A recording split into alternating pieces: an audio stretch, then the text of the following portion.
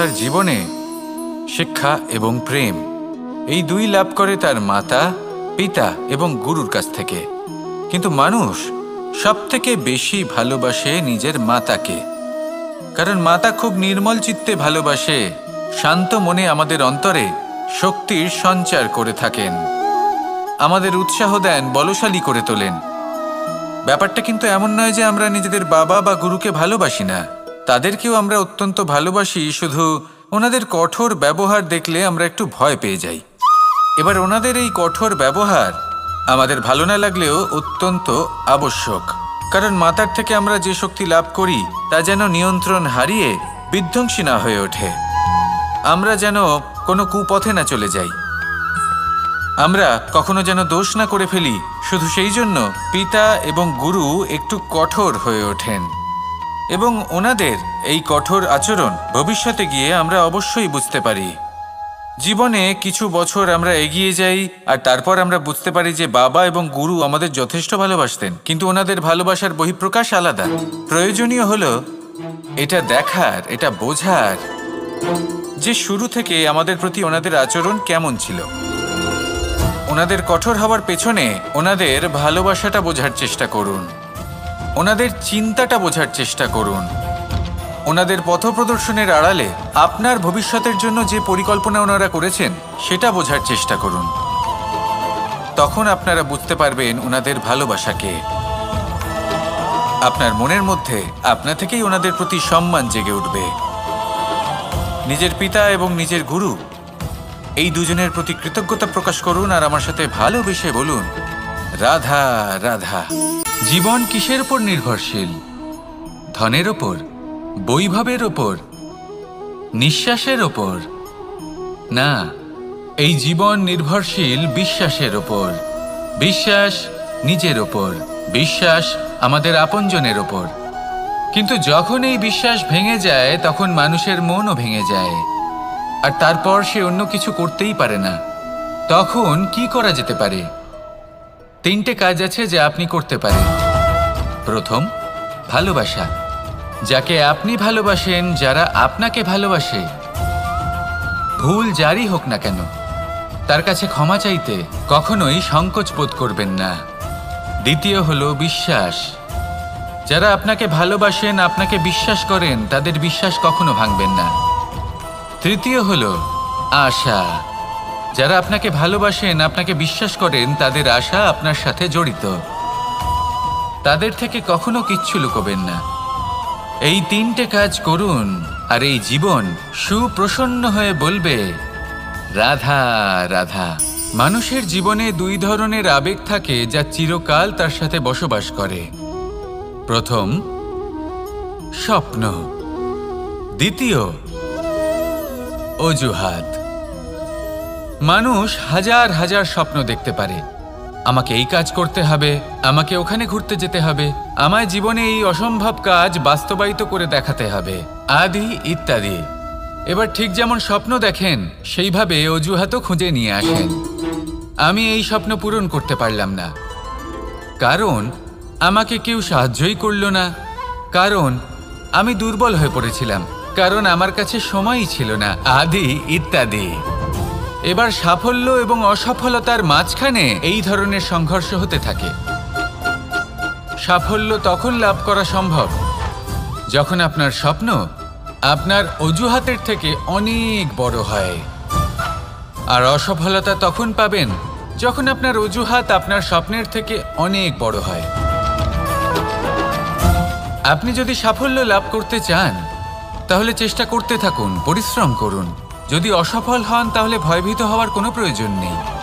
নিজের ভুল বুঝুন, তাকে শুধরে নিন, আবার চেষ্টা করুন। কিন্তু যদি নিজের জীবনে অজুহাত নিয়ে আসেন তখন স্বপ্ন কখনো পূরণ হবে না। আসুন আমার সাথে ভালোবেসে বলুন, রাধা রাধা। ভয়ের সাথে আমরা সবাই পরিচিত, কষ্টও আমরা সবাই পেয়েছি। কখনো কখনো আমরা অসুস্থ হয়ে পড়ি, আর এমন সময় হলে মাতার মমতা, কখনো বাবার স্নেহ, কখনো বন্ধুদের পাশে থাকার অনুভূতি আমাদের রোগ নিরাময়ে সাহায্য করে। কখনো যদি আমরা নিরাশ হয়ে পড়ি, তখন যদি আমাদের কোনো আপনজন আমাদের দুটো ভালো কথা বলে তখন আমাদের মনোবল বেড়ে যায়। ঠিক তেমন সংসারের এই রঙ্গমঞ্চে যদি আপনি পীড়িত অনুভব করেন, কিছু শুভ কথা আলোচনা করুন, কিছু স্তুতি গান করুন, কিছু মুহূর্তের জন্য হলেও নিজের ইষ্টদেবের কথা স্মরণ করুন আর প্রার্থনা করুন। সাহস বাড়বে, শক্তিও বৃদ্ধি পাবে এবং সামনে এগিয়ে চলার পথও দেখতে পাবেন। তখন এই মন প্রসন্ন হয়ে বলবে, রাধা রাধা। কখনো কখনো অন্ধকারের সাথে লড়াই করার জন্য আমরা প্রদীপ জ্বালাই। এতে প্রথমে সলতে রাখি, তারপর তেল ঢালি, তারপর আগুন জ্বেলে এটা প্রজ্বলিত করি। তারপর একটা সময় আসে যখন এই প্রদীপ নিভে যায়। কারণটা কি? কারণ কি এটা যে প্রদীপের প্রকাশমান হওয়ার ক্ষমতা সমাপ্ত হয়েছে? না, এই যে আগুন আমরা দেখতে পাচ্ছি, এই আগুনের জন্য যে শক্তির প্রয়োজন হয় তা আসে এই তেল থেকে। যদি এই তেল সমাপ্ত হয়ে যায় তাহলে এই প্রকাশ তাও সমাপ্ত হয়ে যায়। আর আমাদের জীবনে এই তেল হলো আমাদের কর্ম, আর এই আগুন আর এর দ্বারা উৎপন্ন হওয়া প্রকাশ আমাদের ভাগ্য। যত আমাদের কর্ম ক্ষীণ হতে থাকবে, আমাদের ভাগ্য সৌভাগ্য কোথাও না কোথাও লুপ্ত হয়ে যাবে। যে উজ্জ্বল ভবিষ্যৎ আমরা চাইছি তা কখনো লাভ করতে পারবো না যদি কর্ম না করি। ঠিক যেমন তেল ছাড়া অগ্নি উৎপন্ন হয় না, তেমনি কর্ম ছাড়া সৌভাগ্য হয় না। আর যেমন কর্ম তেমন ভাগ্য। তাই সবসময় কর্ম করতে থাকুন, কর্ম করা থামাবেন না। আর আমার সাথে ভালোবেসে বলুন, রাধা রাধা। জীবনে তিনটি বিষয় আছে, তিনটি বস্তু আছে, তারা যেন আপনাকে কখনো বশে না করে নিতে পারে। প্রথম হলো ধন। ধন যতক্ষণ আপনি ব্যবহার করতে থাকেন, যতক্ষণ তা আপনার কাজে আসছে, ততক্ষণ ঠিক আছে, এই ধন আপনার কাছে অমৃত। কিন্তু যখন এই ধন আপনাকে ব্যবহার করতে শুরু করে, বুঝে যাবেন যে আপনার পতনের সময় শুরু হয়েছে। দ্বিতীয় বিষয়, ফেলে আসা অতীত। যাই করুন, আপনি অতীত পাল্টাতে পারবেন না, আর এই সত্যিটা আপনিও জানেন। কিন্তু তাও এর বশবর্তী আমরা হয়ে পড়ি। আর যখন তাই হয়, তখন এই সংসারে আমরা যেখানেই যাই না কেন, যত বড়ই সুখ লাভ করি না কেন, সেই সব আমাদের কাছে তিক্ত বলে মনে হয়। তৃতীয় বিষয়, আপনার আশেপাশের মানুষ ভিন্ন ভিন্ন ধরনের মানুষ হয়, যাদের চিন্তা ভাবনা এবং দৃষ্টিভঙ্গি ভিন্ন ভিন্ন প্রকারের। যদি এদের বশবর্তী আপনি হয়ে পড়েন, তাহলে কেউ বলবে এটা করো, এটা ভালো। কেউ বলবে এটা করো না, ওটা করো, ওটা ভালো কাজ। কেউ বলবে এই দুটোই করো না, অন্য কিছু করো। এই কথাগুলিতে আপনি এতটাই জড়িয়ে পড়বেন যে আপনি লক্ষ্যভ্রষ্ট হয়ে পড়বেন। তাই এই তিন বিষয় থেকে সাবধানে থাকবেন। যদি কোনো কিছু বশ করতে হয়, তাহলে আপনাকে বশ করতে হবে আপনার আজকে, নিজের বর্তমানকে। এটা খুব প্রয়োজনীয়। এটা ভাববেন যে এই সময়ের সদ্ব্যবহার আমি কিভাবে করব, সময়কে শাসন কিভাবে করব, ওই কর্ম কিভাবে করব যাতে ভবিষ্যতে কখনো আমার আফসোস না হয়, বরং এই সংসার আমাকে নিয়ে গর্ব করবে, সেই কর্ম করুন। আর যখন আপনি এটা শিখে নেবেন, তখন আপনি নিজেই নিজেকে প্রকৃত অর্থে ভাগ্যশালী করে তুলবেন। আসুন আমার সাথে ভালোবেসে বলুন, রাধা রাধা। অনেক সময় আমরা কারোর নীরবতাকে তার দুর্বলতা ভেবে বসি। হতেই পারে সেই ব্যক্তি উত্তর দিতে চাইছেন না, হতে পারে অন্য কোনো কারণ আছে যা আমরা বুঝতেই পারছি না। সেই জন্য তাকে দুর্বল ভেবে নেওয়া অনুচিত। দেখতে গেলে এই বিশাল সমুদ্র এও কিন্তু নীরব, শান্ত হয়। কিন্তু যখন সে রুদ্র মূর্তি ধারণ করে, তখন কি হয়? সমগ্র সংসারকে বিনাশের পথে নিয়ে যায় এই সমুদ্র, প্রলয় সৃষ্টি করে। সেই জন্য কারোর সহ্য শক্তিকে দুর্বলতা বলে মনে করবেন না। কারণ যদি এই নীরবতা নিজেকে ভেঙে বেরিয়ে আসে, তাহলে তা বিনাশের সমস্ত সীমা পার করে যেতে পারে। তাই এই নীরবতাকে সবসময় বুঝুন, সবসময় একে সম্মান করতে শিখুন। আর আমার সাথে ভালোবেসে বলুন, রাধা রাধা। কখনো কোনো চাতক পাখিকে দেখেছেন? কথায় আছে যে বছরে মাত্র একবার সে তার তৃষ্ণা মিটিয়ে থাকে, আর তাও আকাশে ভেসে থাকা মেঘের দ্বারা ঘটানো বৃষ্টির জলের ফোঁটা থেকে। আর কোথাও থেকে সে তার তৃষ্ণা পূরণ করে না। সারা বছর সে নিদারুণ গরম সহ্য করে, তীব্র শীতও সহ্য করে, শুধু এই আশা নিয়ে যে বছরে একবার অন্তত সেই মেঘের ঘনঘটা হবে, বৃষ্টি হবে, আর সে তার তৃষ্ণা নিবারণ করবে। এটা আসলে কি? এটা আসলে বিশ্বাস। সেই বিশ্বাস যে বছরে একবার সেই মেঘ আসবে তৃষ্ণা নিবারণ করতে। যেমন দেখুন, একটা সূর্যমুখী ফুল সারা রাত অন্ধকারের সাথে যুদ্ধ করে, কারণ তার বিশ্বাস যে ভোরবেলায় সূর্য তাকে অবশ্যই দর্শন দেবেন। সেটাও বিশ্বাস ছিল যার ওপর ভরসা করে মনু একটা নৌকা নিয়ে বেরিয়ে পড়েছিলেন এবং সমস্ত সৃষ্টিকে প্রলয়ের হাত থেকে বাঁচিয়েছিলেন। সেটাও ছিল ভালোবাসার প্রতি বিশ্বাস, যার ওপর ভরসা করে বানর এবং ভাল্লুক সেনা নিয়ে শ্রীরাম আক্রমণ করেছিলেন সমস্ত বরদানপ্রাপ্ত অসুরগণ এবং রাক্ষসগণের লঙ্কায় এবং জয় লাভ করেছিলেন। এই বিশ্বাসই হলো এই বিশ্বের আশা। বিশ্বাস রাখুন যে আপনি হলেন সর্বশ্রেষ্ঠ এবং শুধুই নিজের কর্ম করতে থাকুন। এই বিশ্বাসের আশাই আপনাকে প্রতি মুহূর্তে বল প্রদান করবে। এ হলো আমার বিশ্বাস। আসুন আর আমার সাথে ভালোবেসে বলুন, রাধা রাধা। যোগাসন। যোগাসনে আসন অত্যন্ত গুরুত্বপূর্ণ। এবার আমি বলবো সবথেকে শ্রেষ্ঠ আসন কোনটি। আশ্বাস।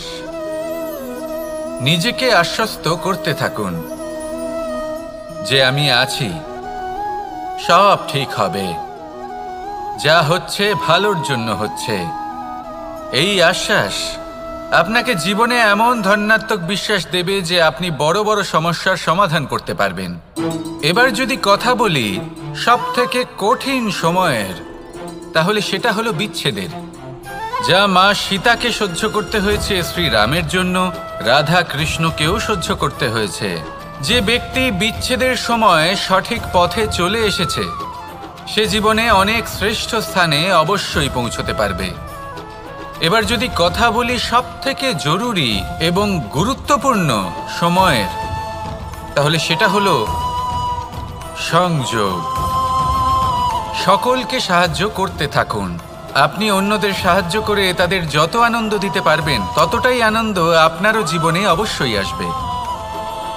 আসুন আর আমার সাথে ভালোবেসে বলুন, রাধা রাধা। সংসারে সকলে উঁচুতে উঠতে চায়, কেউ নত হতে চায় না।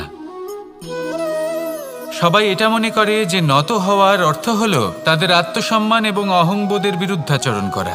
তাদের মনে হয় যে যদি আমরা নত হই সংসার আমাদের দুর্বল মনে করবে, তাদের শৌর্য এবং তাদের ব্যক্তিত্বের অপমান হবে। কিন্তু এটা কি সত্যি?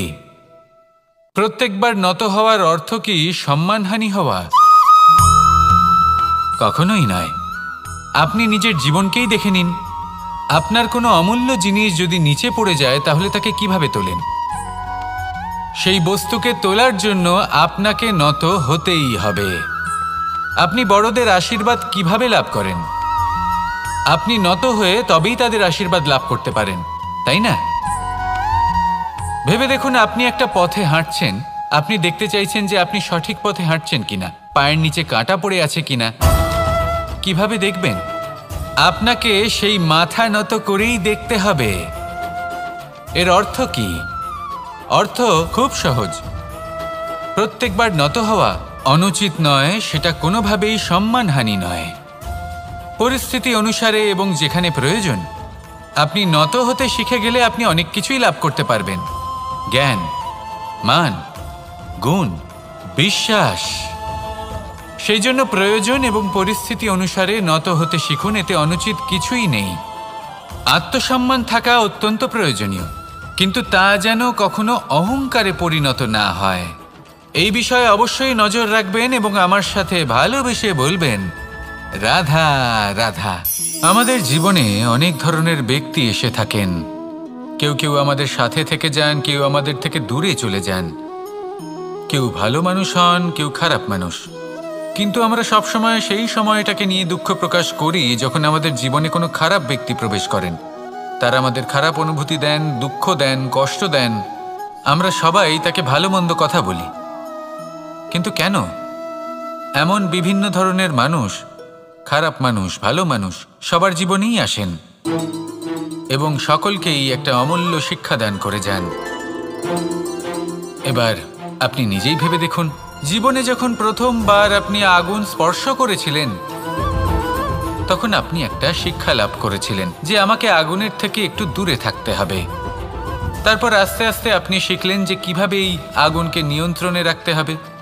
তারপর আপনি শিখলেন যে কিভাবে নিজের জীবনে তাকে প্রয়োগ করতে হবে, তা সে অন্ধকারে প্রকাশ লাভ করার জন্য হোক বা খাবার বানানোর জন্য। সেইভাবেই কোনো খারাপ ব্যক্তি যখন আপনার জীবনে আসে কোনো শিক্ষা দিয়ে যান, তার প্রতি কৃতজ্ঞ থাকুন।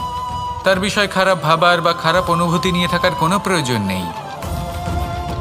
সেই শিক্ষা লাভ করুন, ইতিবাচক মনোভাব নিয়ে জীবনের সামনে এগোতে থাকুন। কেউ নেই যিনি আপনাকে বাধা দিতে পারেন। আসুন আমার সাথে ভালোবেসে বলুন, রাধা রাধা। অনেক সময় আমরা জীবনে অনেক মানুষকে এমন বলতে শুনে থাকি যে আমি অসফল হয়েছি কারণ আমার সময় ভালো যাচ্ছিল না। আমি এই জিনিসটা লাভ করতে চাইছিলাম কিন্তু করতে পারলাম না কারণ আমার সময়টা ভালো যাচ্ছিল না। আমি আমার জীবনে ওই মহান কাজটা করতে চাইছিলাম কিন্তু করতে পারলাম না। কেন? কারণ আমার সময়টা ভালো যাচ্ছিল না। কিন্তু যে মুহূর্তে ভালো সময় আমার জীবনে আসবে আমি সব কিছু প্রাপ্ত করব। এমন প্রায় প্রত্যেকেই বলেন। আসুন একটা কথা বোঝা যাক।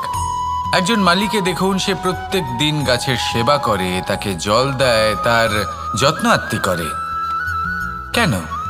প্রত্যেক দিন সেই গাছ ফল দেয় না। সঠিক সময় এলে তবেই সেই গাছ ফল দেয়, কিন্তু প্রত্যেক দিন মালি তার সেবা করে, তাকে যত্ন করে। শুধুমাত্র তখন করে না যখন সেই গাছ ফল দিতে সক্ষম। আর যদি মালি গাছের যত্ন প্রতিদিন না করে তাহলে হয়তো সেই গাছ ফল দিতেই পারবে না। এটাই হলো আমাদের জন্য একটা শিক্ষা। যখন সময় আমাদের জন্য অপেক্ষা করে না তখন আপনি সময়ের জন্য কেন অপেক্ষা করছেন? ভালো সময়ের জন্য অপেক্ষা করবেন না। ভালো এবং শুভ কর্ম দ্বারা ভালো সময়কে নিজের কাছে টেনে আনুন। নিরন্তর কর্ম করুন, পরিশ্রম করতে থাকুন। শুভ সময় আপনা থেকেই আপনার কাছে আসবে। আসুন আমার সাথে ভালোবেসে বলুন, রাধা রাধা। জীবনে এমন কিছু কাজ রয়েছে যা আমাদের কখনোই করা উচিত নয়, যেমন আশা করা। যদি আপনি আশা করেন আর আপনার আশা পূর্ণ না হয় আপনি খুবই কষ্ট পাবেন। এবার আপনি যদি প্রতীক্ষা করেন, করতেই থাকেন, আর সেই ব্যক্তি যদি না আসে তাহলেও খুব কষ্ট পাবেন। আর হলো তুলনা। আপনি যদি তুলনা করতে যান তাহলে এটাই ভাববেন যে হয় আমি বা অন্য কোনো ব্যক্তি, এই দুজনের মধ্যে কোনো এক ব্যক্তি নিকৃষ্ট। আর এই ভাবনাটাই হলো অনুচিত। যদি আমরা কথা বলি সেই সব বিষয়ে যা আমাদের করা উচিত, যেমন পরীক্ষা। এই পরীক্ষা সবসময় আমাদের আরো সফল করে তোলে, আরো শ্রেষ্ঠ করে তোলে, আরো উৎকৃষ্ট করে তোলে। আসন্ন মহাসংগ্রামের জন্য আমাদের প্রস্তুত করে তোলে এই পরীক্ষা। তাই এই পরীক্ষার থেকে কখনোই পালাবেন না, এর সম্মুখীন হন। আর হলো কর্ম। কর্ম করা কখনোই বন্ধ করবেন না।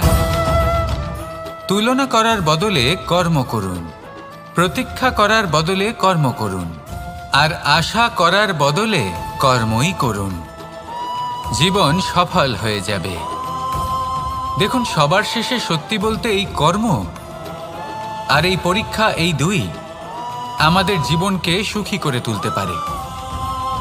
আসুন আর আমার সাথে ভালোবেসে বলুন, রাধা রাধা। আমি অনেক সংখ্যক মানুষকে দেখেছি, তাদের কাছে অত্যাধিক জ্ঞান আছে, শিল্প আছে, ধন আছে, কীর্তি আছে, কিন্তু তারা এই সব কিছু নিজেদের কাছেই রাখেন, এই সমাজে বিতরণ করেন না।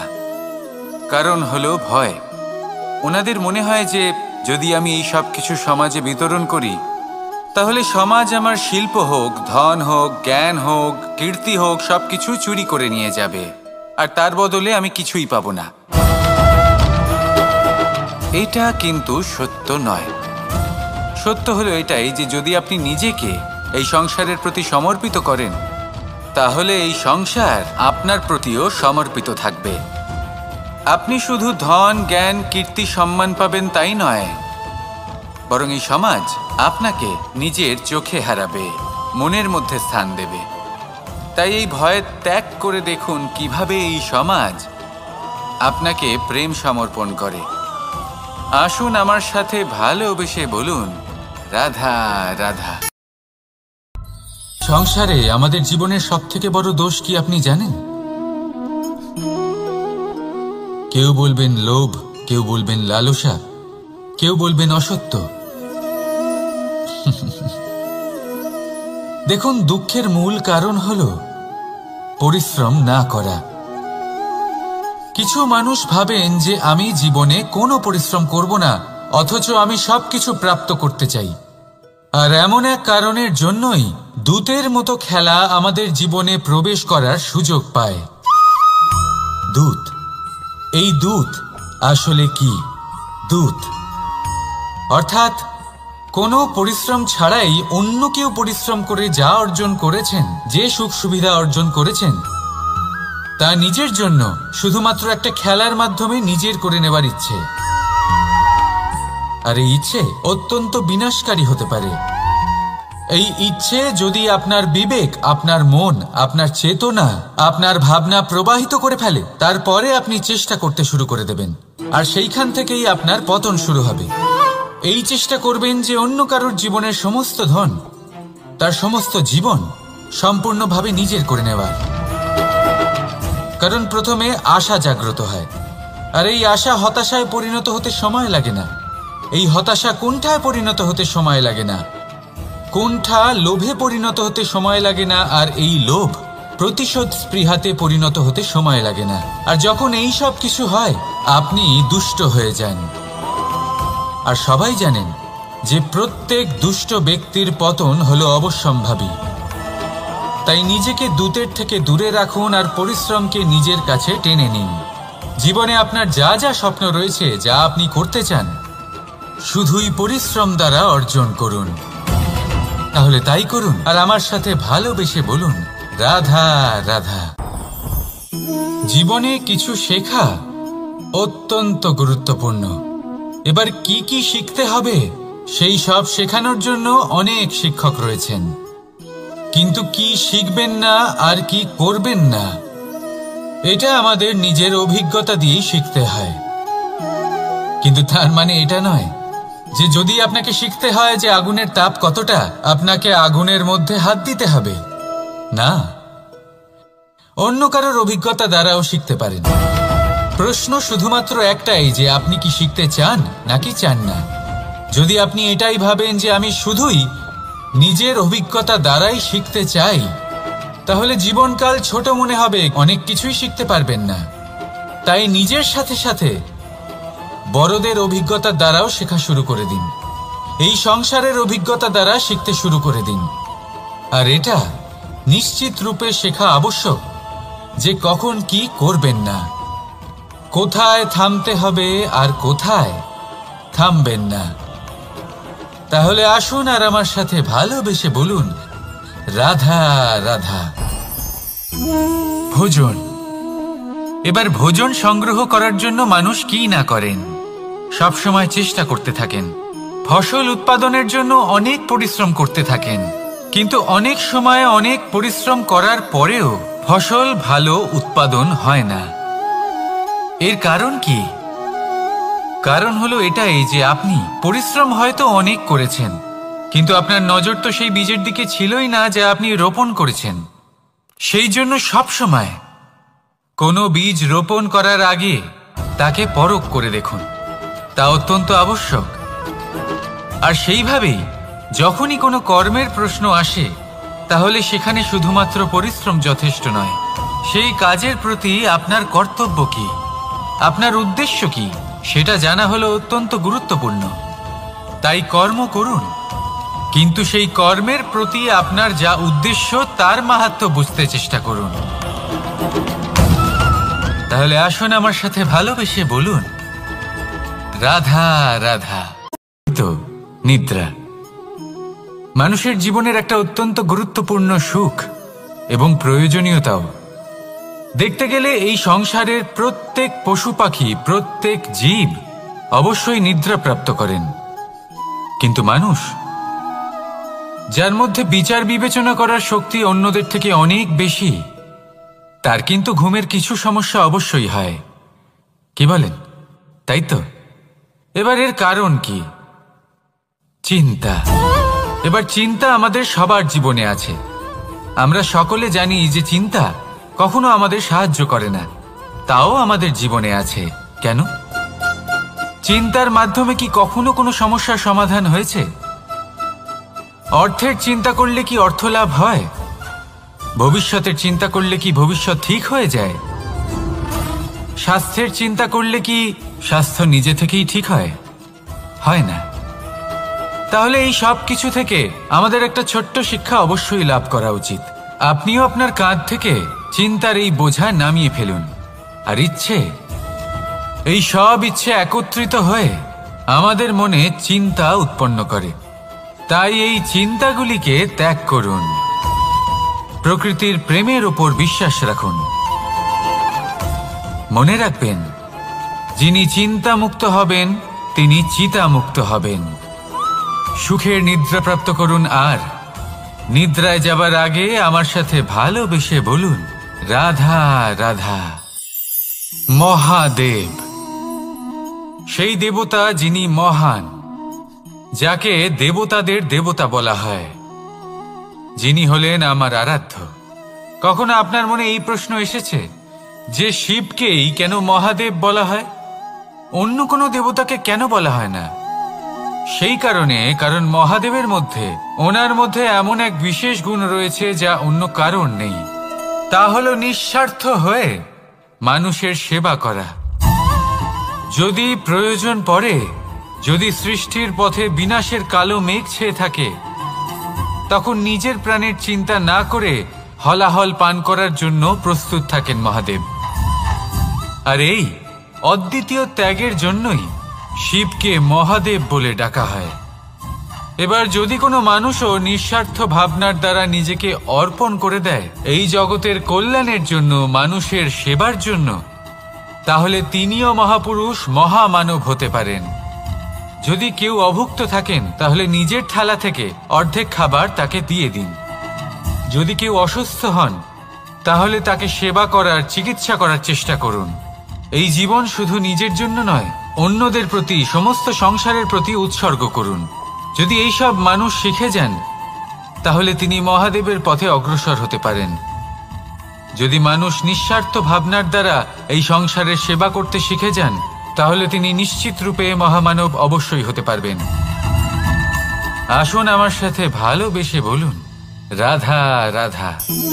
স্বর্ণ, হিরে, মুক্ত, মানিক, এই সব কিছুকে আগে পাথর বলা হতো। তাহলে এমন কি হলো যে এদের রত্ন বলা হয়? আর রত্ন তা বাস্তবে আসলে কি?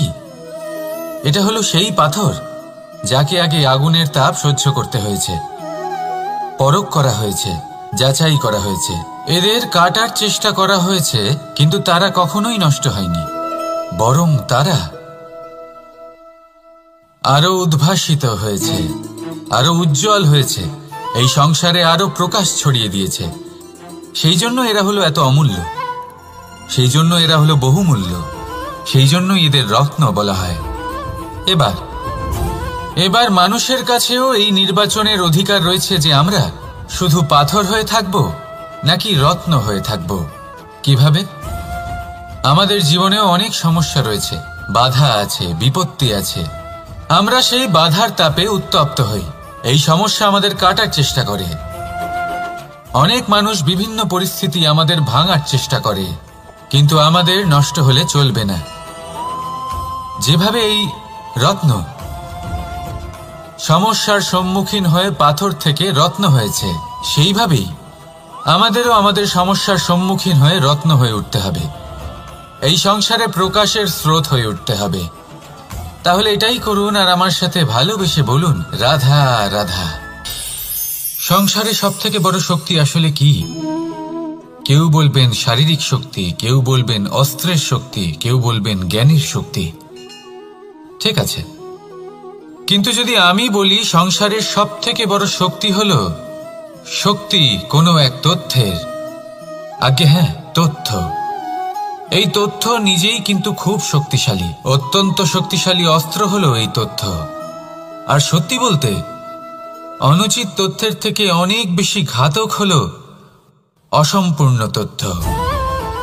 যেরকম আজ শাম্ব রুক্মির সাথে করেছে, ওকে অসম্পূর্ণ তথ্য দিয়েছে, তার ফলে বিনাশ হলো। যদি এইভাবেই আপনার কাছেও কোনো অসম্পূর্ণ তথ্য আসে, আর যদি আপনি তা পরখ না করে দেখেন, যাচাই না করে দেখেন, আর নিজের কর্ম করেন, তাহলে উত্থানের বদলে আপনি পতনের সম্মুখীন হবেন। বিকাশের বদলে আপনার বিনাশ হয়ে যাবে। মনে রাখবেন একটা অত্যন্ত গুরুত্বপূর্ণ কথা,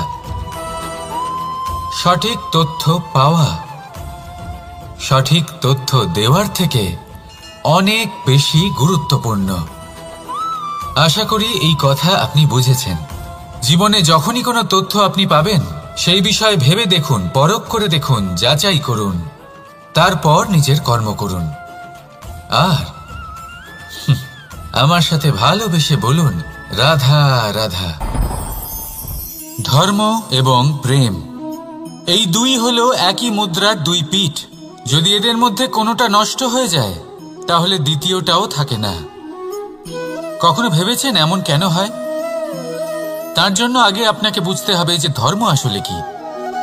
ধর্ম সেটাই যা এই সংসারের প্রত্যেক মানুষকে একে অপরের সাথে সুখ এবং শান্তিতে থাকতে প্রেরণা যোগায়। এই প্রেরণার আধার হলো প্রেম। প্রেম সেটাই যা আপনার মধ্যে অন্য কারোর প্রতি করুণাবোধ জাগিয়ে তোলে, সম্মান জাগিয়ে তোলে। এবার যদি প্রেম চলে যায়, তাহলে সবার আগে বিনাশ হবে সম্মান আর করুণাবোধের। এবার যেখানে না প্রেম রয়েছে, না সম্মান রয়েছে, না করুণা রয়েছে, সেখানে ধর্ম কিভাবে বাস করবে? অশুভ ইচ্ছে জাগ্রত হয়ে ওঠে, ক্রোধ জাগ্রত হয়ে ওঠে, অহংকার জাগ্রত হয়ে ওঠে, আর তারপর আরম্ভ হয় অধর্মের। তাই যা যা ভাবনা আপনার অন্তরে প্রবেশ করছে, করতে দিন, কিন্তু যাই হোক না কেন, এই প্রেমকে নিজের থেকে দূরে যেতে দেবেন না। এই প্রেমকে চিরকাল নিজের কাছে রাখুন, নিজের হৃদয়। আর এই প্রেম ভাব নিয়ে বলুন, রাধা রাধা। মানুষের জীবনে উন্নতি লাভ করার জন্য তিনটি স্তম্ভের প্রয়োজন হয়। প্রথম স্তম্ভ শিক্ষা। এই শিক্ষা আমাদের জ্ঞান প্রদান করে। দ্বিতীয় স্তম্ভ ব্যবসা, যার দ্বারা আমরা ধন উপার্জন করি। তৃতীয় স্তম্ভ হলো আমাদের ঈশ্বর, আমাদের ইষ্ট।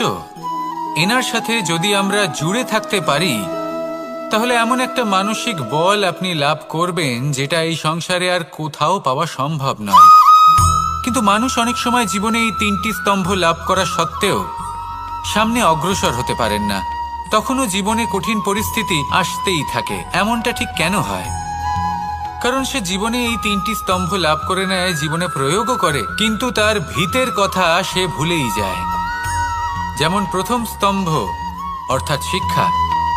এই শিক্ষার আধার হলো শুভ চেতনা। যদি অন্তরে শুভ চেতনা না থাকে, তাহলে এই শিক্ষার কোনো গুরুত্ব থাকে না। দ্বিতীয় স্তম্ভ ব্যবসা। পরিশ্রম করে উপার্জন করতে হবে, এই কথাটা আমরা সবাই জানি এবং সবাই চেষ্টাও করি। কিন্তু ব্যবসা করতে করতে আমরা এটা ভুলে যাই আমাদের ব্যবহার কেমন হয়ে পড়েছে। এই ব্যবহার যদি শুভ হয়, তাহলে আমাদের উপার্জন আস্তে আস্তে একটা স্থির জায়গায় এসে পৌঁছবে। এবং তৃতীয় স্তম্ভ আমাদের ভগবান। যদি ওনার স্মরণে আপনি যেতে চান, তাহলে তার পূর্বে নিজের মা বাবাকে সেবা করুন, তাদের যত্ন করুন, তাদেরকে ভালোবাসুন, কারণ ওনারাই হলেন এই সংসারে আপনার সবথেকে বড় ইষ্ট।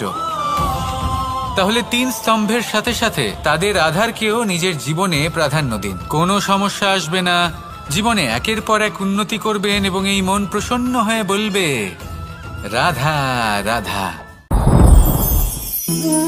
সুখ, দুঃখ এবং শক্তি, এই তিন হলো এই সংসারের ত্রিদেবের মতো। আমাদের জীবনে যা কিছু ঘটছে এই তিনটির ভিত্তির উপরেই হচ্ছে। আসলে এই সংসারের একটা নিয়ম আছে, যখনই আপনি কিছু লাভ করেন এই সংসার আপনার পরীক্ষা নেয়। এটা জানার জন্য আপনার পরীক্ষা নেয় যে আপনি যা কিছুই লাভ করেছেন আপনি কি আদৌ সেটার যোগ্য কিনা। ঠিক সেইভাবেই এই সুখ, দুঃখ এবং শক্তি আপনার পরীক্ষা নিয়ে থাকে।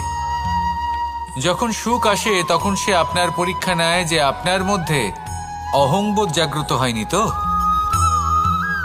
যদি অহংবোধ চলে আসে তাহলে সুখ সেখানেই সঙ্গ ত্যাগ করে। দুঃখ আপনার ধৈর্যের পরীক্ষা নিতে থাকে, আর যদি আপনার মধ্যে ধৈর্য না থাকে তাহলে এটা আপনাকে আরো বেশি দুঃখের গভীর অন্ধকারে ঠেলে দেবে। সেখানে শক্তি পরীক্ষা নেয় আপনার বিনম্রতার।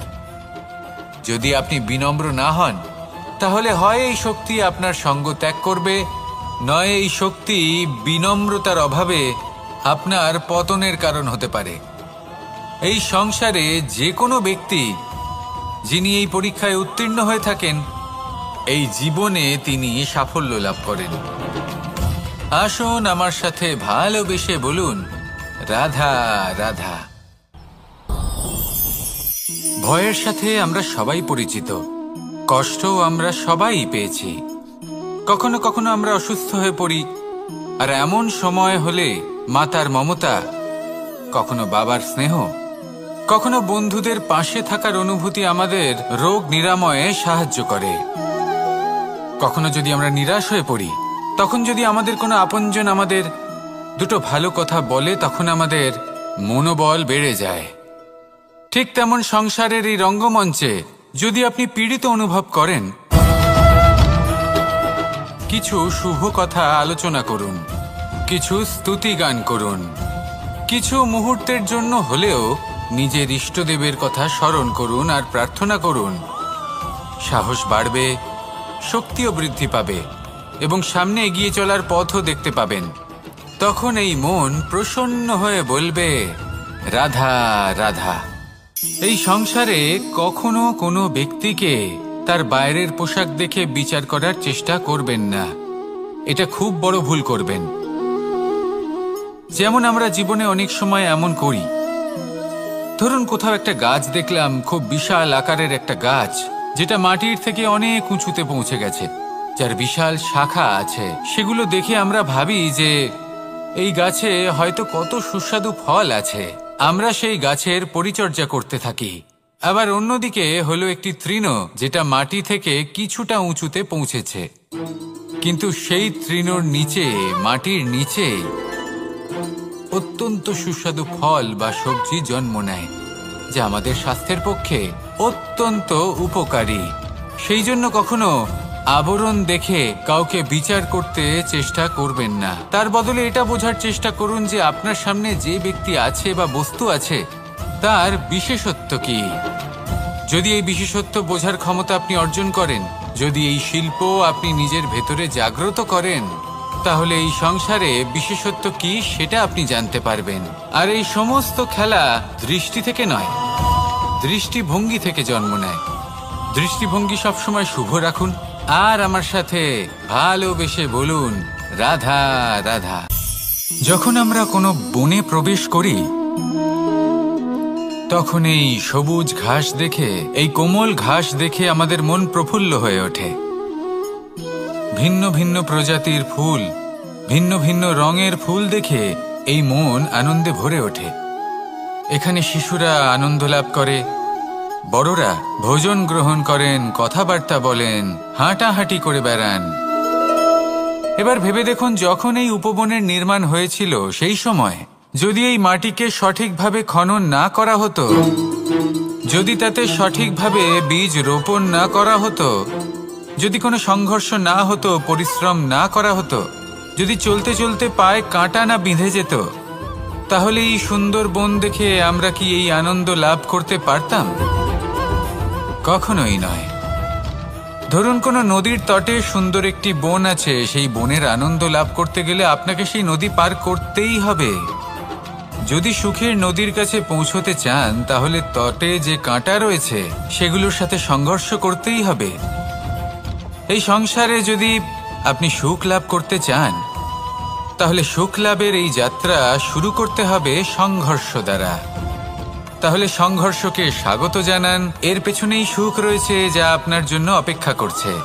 এবার হাসুন আর আমার সাথে ভালোবেসে বলুন রাধা রাধা।